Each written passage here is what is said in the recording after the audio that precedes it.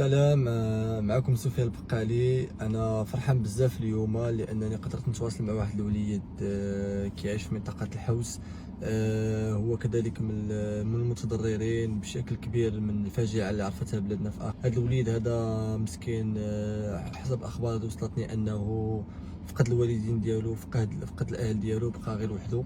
فاكتشفت بان هذا الوليد هذا عزيز عليه العاب القوى، وهو كذلك من المحبين ديالي. كان طلب فقط انني ندير واحد لا فيديو نقول ليه عيد ميلاد سعيد. فانا طرحت عليه واحد الفكره وبروبوزيتها على الدكتور ضحى، وقلت لها واش هذا الولد يقدر يديبلاصا الا بغينا ندخلوه احد المراكز الجهويه اللي كتدعمها الجامعه الملكيه المغربيه لالعاب القوى. فاليوم كان الاتصال مباشر مع السيد رئيس الجامعه الملكيه لالعاب القوى السي عبد السلام حيزون. فحكيت ليه القصه ديال هذا الوليد هذا، فمن الاول كان موافق.